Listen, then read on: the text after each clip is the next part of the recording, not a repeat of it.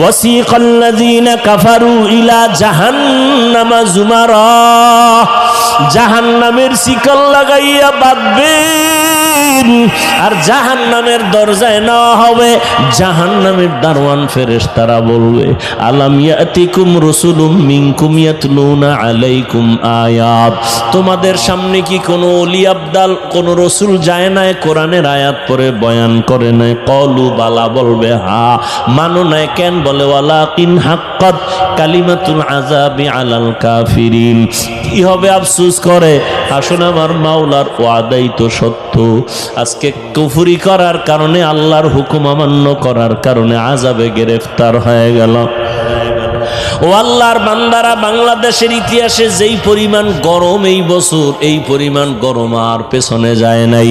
সূর্যটার গরম তুমি সইতে পারো না, মানুষগুলো পাগলের মতো হয়ে যায়। এই যে কয়েকদিন আগে বন্যা গেল, বিদ্যুতের লাইন বিচ্ছিন্ন হয়ে গেল, কত মানুষ বাড়ি ছাইরা যেখানে বিদ্যুৎ ছিল সেখানে গিয়ে একটু সময় কাটাইছে আত্মীয় স্বজনের কাছে।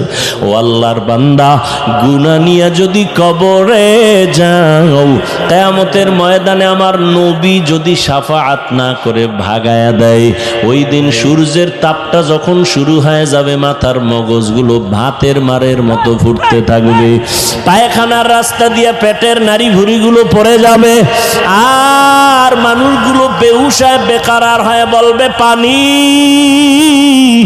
আল্লাহ পাক তখন পানি পুজগুলো জাহান্নামের থেকে আইনা এগুলো বলিত নয় নারী বুড়িগুলো গরম করে করে এরপরে মানুষের সামনে দিবে।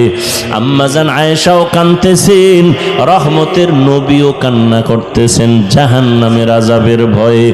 একজন সাহাবী আম্মাজান